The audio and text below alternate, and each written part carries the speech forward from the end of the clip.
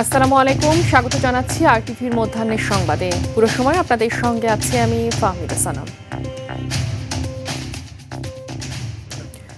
উজানের পাহাড়ি ঢল আর টানা বৃষ্টিতে লালমনিরহাটে আবারও বাড়ছে তিস্তার পানি। ডালিয়া পয়েন্টে বিপদসীমার 7 সেন্টিমিটার উপর দিয়ে প্রবাহিত হচ্ছে। হবিগঞ্জের খোয়াই নদীর প্রতিরক্ষা বাঁধ ভেঙে অন্তত 35টি গ্রাম প্লাবিত হয়েছে।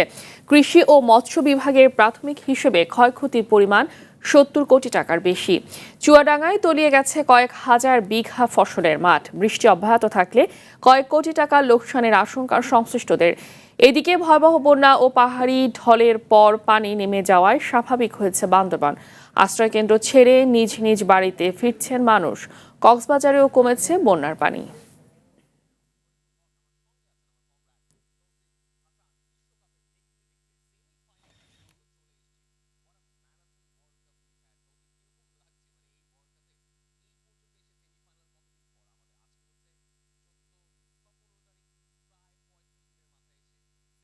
চট্টগ্রামের সাতকানিয়া থেকে সরাসরি যুক্ত হচ্ছেন সহকর্মী সাইফুল মাহমুদ। সাইফুল, সাতকানিয়া নিয়ে সবশেষ কি তথ্য আছে আপনার কাছে, আর পানিবন্দী মানুষের অবস্থা এখন কি, তাদের দুর্দশার খবর জানাবেন।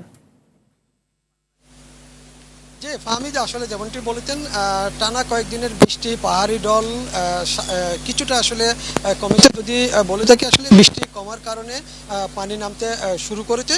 এই পানি নামার শুরু করার সাথে সাথেই কিন্তু এখানকার যারা আসলে লোকজন রয়েছেন, তারা কিন্তু আসলে প্রতিদিনের যেই জীবিকা নির্বাহ সেটি চেষ্টা করছেন করার জন্য, এবং প্রতিটি বাড়িতে কিন্তু এখন পানি বন্দী রয়েছে, এবং এখানে কিন্তু সরকারি বেসরকারিভাবে অনেকেই কিন্তু ত্রাণ নিয়ে এসেছেন, ত্রাণ দিচ্ছেন।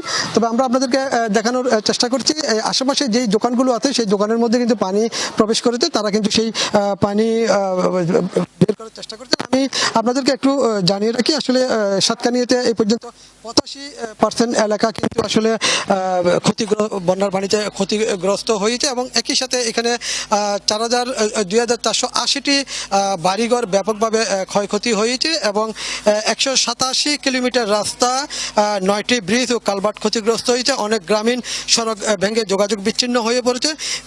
বিস্তীর্ণ ফসলি জমি, বীজতলা শীতকালীন গ্রীষ্মকালীন তলিয়ে গেছে, এবং শত শত পুকুর, বাণিজ্যিক মাছের ঘের কিন্তু আসলে ভেঙে গিয়েছে, এবং 65টি শিক্ষা প্রতিষ্ঠান ক্ষতিগ্রস্ত হয়েছে, এবং একই সাথে উপজেলা স্বাস্থ্য কমপ্লেক্স কিন্তু পানি প্রবেশ করেছে। এখানকার উপজেলা নির্বাহী কর্মকর্তা যিনি আছেন, তিনি আমাদেরকে বলল শুধু সাতকানিয়াতেই 100 কোটি টাকার উপরে কিন্তু আসলে ক্ষয়ক্ষতি হয়েছে, এবং কৃষি জমি যেগুলি ছিল 60 হেক্টর কৃষি জমি কিন্তু একেবারে ফসলি জমি আবাদ নষ্ট হয়ে গেছে, এবং একই সাথে এখানে শত শত শত শত পুকুরের মাছ কিন্তু আসলে সাগরের পানিতে বিলীন হয়ে গেছে।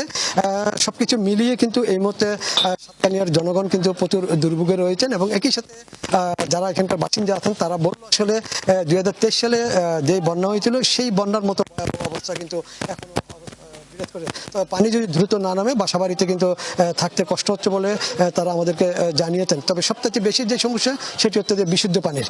তবে এখনো পর্যন্ত আসলে যেভাবে পানি নামছে তাতে মনে হচ্ছে হয়তো সপ্তাহখানেক লাগবে পানি নামার জন্য। এটাই ছিল ফাহমিদা আমার কাছে সাতকানিয়ার সর্বশেষ তথ্য। ধন্যবাদ আপনাকে। লালমনিরহাটের তিস্তা নদীর পাড় থেকে এবার যুক্ত হচ্ছেন সহকর্মী তন্ময় আহমেদ নয়ন। নয়ন, তিস্তা নদীর সর্বশেষ খবর আমাদের জানান, আর নদী তীরবর্তী মানুষের এই মুহূর্তের অবস্থা কি? হামিদা, তিস্তা নদীর পানি কিন্তু গতকাল সন্ধ্যা থেকে বাড়তে শুরু করেছে। গতকাল সারা রাত তিস্তা নদীর পানি বিপদসীমার উপর দিয়ে প্রবাহিত হয়েছে। সর্বশেষ আজ এখন পর্যন্ত তিস্তা নদীর পানি বিপদসীমার 4 সেন্টিমিটার উপর দিয়ে প্রবাহিত হচ্ছে। গত রাত থেকে পানি বাড়লেও আজ সকাল থেকে কিন্তু তিস্তার তীরবর্তী নিম্নাঞ্চলে কিন্তু পানি প্রবেশ করতে শুরু করেছে। এদিকে সকাল সকাল 6টায় বিপদসীমার 7 সেন্টিমিটার উপর দিয়ে প্রবাহিত হচ্ছে, এবং সকাল 9টায় সর্বশেষ খবর অনুযায়ী পানি উন্নয়ন বোর্ড বলেছে যে 4 সেন্টিমিটার উপর দিয়ে প্রবাহিত হচ্ছে। সকালের তুলনায় দুপুরের দিকে পানি কমতে থাকলেও কিন্তু যে নিম্নাঞ্চলগুলো আছে সেখানে কিন্তু হু হু করে পানি ঢুকছেই। তো এই কারণেই কিন্তু এই এলাকার মানুষজন আতঙ্কে রয়েছে। আমরা আবহাওয়া পূর্বাভাসের সঙ্গে কথা বলেছি, বন্যা সতর্কীকরণ পূর্বাভাসের সঙ্গে কথা বলেছি যে আগামী 48 ঘন্টা এই অঞ্চলে পানি রংপুর বিভাগের বিভিন্ন এলাকায় বন্যার কিন্তু অবনতি হতে পারে। এদিকে জেলা প্রশাসনের সঙ্গে কথা বলেছি, বিভিন্ন উপজেলায় 500 মেট্রিক টন চাল দেয়া রয়েছে বন্যা কবলিত এলাকায় বিতরণের জন্য। এদিক দিয়ে জেলা প্রশাসকের কাছে বন্যা দুর্গত এলাকার জন্য 5 লক্ষ টাকা আরো 100 মেট্রিক টন চাল বরাদ্দ রাখা হয়েছে। ফাহমিদা, এই ছিল লালমনিরহাটের বন্যার সর্বশেষ পরিস্থিতি। ধন্যবাদ আপনাকে। গত কয়েকদিনের তুলনায় আগামী 24 ঘন্টায় সারা দেশে বৃষ্টিপাতের পরিমাণ কম হবে, তবে 17 জুলাই থেকে ভারী বৃষ্টিপাতের সম্ভাবনা রয়েছে বলে জানিয়েছে আবহাওয়া অধিদপ্তর। আগারগাঁয়ে আবহাওয়া অধিদপ্তরে কথা জানান আবহাওয়াবিদ মোহাম্মদ তরিফুল নেওয়াজ কবির। তিনি আরো বলেন, চট্টগ্রাম অঞ্চলে বৃষ্টি কমায় বন্যা পরিস্থিতির উন্নতি হচ্ছে। আগামী 3 দিন এই ধারা অব্যাহত থাকলে পরিস্থিতি আরো উন্নত হবে। একটানা যখন নর্মাল বৃষ্টি এত ভারী 2-3 দিন অর্থাৎ 16 তারিখ পর্যন্ত এরকম ভারী বর্ষণের সম্ভাবনা কম। যেহেতু জুলাই মাস সবচেয়ে বৃষ্টিবহুল মাস, কমন যে বৃষ্টিপাত যেটা সেটা অব্যাহত থাকবে বিক্ষিপ্তভাবে বিভিন্ন জায়গায়, এবং 16 তারিখ দিবাগত রাতে এবং তার পরবর্তীতে বৃষ্টিপাতের পরিমাণটা একটু বৃদ্ধি পাবে। তবে সেটা আমরা ধারণা করতেছি যে ভারী থেকে যে অতি ভারী বর্ষণ আমরা যেটা এক্সপিরিয়েন্স আমরা কয়েকদিনে হয়েছে সেরকম হওয়ার সম্ভাবনাটা কম। টানা ভারী বর্ষণ ও পাহাড়ি ঢলে সৃষ্ট বন্যা পরিস্থিতি সফলভাবে মোকাবেলা করা সম্ভব হয়েছে বলে জানিয়েছেন বিদ্যুৎ, জ্বালানি ও খনিজ সম্পদ প্রতিমন্ত্রী অনিন্দ ইসলাম অমিত। গত রাতে কক্সবাজার জেলা প্রশাসকের সম্মেলন কক্ষে আয়োজিত এক মতবিনিময় সভায় প্রধান অতিথির বক্তব্যে তিনি একথা বলেন। প্রতিমন্ত্রী জানান, বর্ষা মৌসুমের বাকি সময় সম্ভাব্য দুর্যোগ মোকাবেলায় সব সংস্থার সমন্বয় জোরদার ও প্রয়োজনীয় প্রস্তুতি নেওয়া হয়েছে। সেই সাথে বন্যায় ক্ষতিগ্রস্ত পরিবারগুলোর পুনর্বাসন কার্যক্রম দ্রুত শুরু করার আশ্বাস দেন তিনি।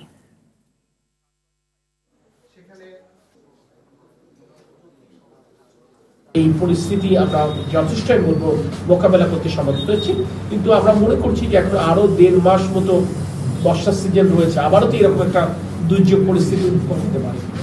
ওই রকম সময় আমরা কি ধরনের কাজ করব সেই ভাবনাটা আমরা ভেবে নিলাম। সিলেটের আলোচিত এমসি কলেজ ছাত্রাবাসে স্বামীকে আটকে রেখে তরুণীকে সংঘবদ্ধ ধর্ষণের মামলার রায় আজ ঘোষণা করা হবে। ঘটনার 5 বছর 9 মাস 18 দিন পর সিলেটের দ্রুত বিচার ট্রাইব্যুনালের বিচারক স্বপন কুমার সরকার এর রায় দেবেন। 2020 সালের 25 সেপ্টেম্বর শাহপরান মাজার থেকে ফেরার পথে এক দম্পতিকে জিম্মি করে ছাত্রাবাসে নিয়ে সংঘবদ্ধ ধর্ষণ করা হয়। ঘটনার পর আসামিরা আত্মগোপনে গেলেও 3 দিনের মধ্যে পুলিশ ও র্যাবের যৌথ অভিযানে এজাহারভুক্ত 6 জন সহ মোট 8 জনকে গ্রেফতার করা হয়। পরে তারা আদালতে 164 ধারায় স্বীকারোক্তিমূলক জবানবন্দি দেন। এছাড়া ডিএনএ পরীক্ষায় 8 আসামির মধ্যে 6 জনের সঙ্গে ধর্ষণের আলামতের মিল পাওয়া যায়।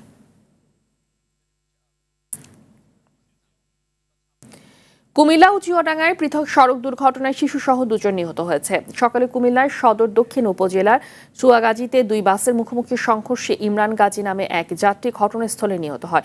এতে আহত হয়েছে অন্তত 10 জন। ময়নামতি হাইওয়ে থানার ওসি জানায় বাস দুটি জব্দ করা হয়েছে। এদিকে চুয়াডাঙ্গার দামুর হুদায় বাসের ধাক্কায় সিয়াম আলী নামে 3 বছরের এক শিশু নিহত হয়েছে। দাদির সাথে রাস্তা পার হওয়ার সময় দ্রুতগতির একটি বাস তাকে ধাক্কা দেয়। মধ্যাহ্নের সংবাদ এ পর্যন্তই। দুপুরের সংবাদ 2:45 দেখার আমন্ত্রণ রইল। ধন্যবাদ সবাইকে।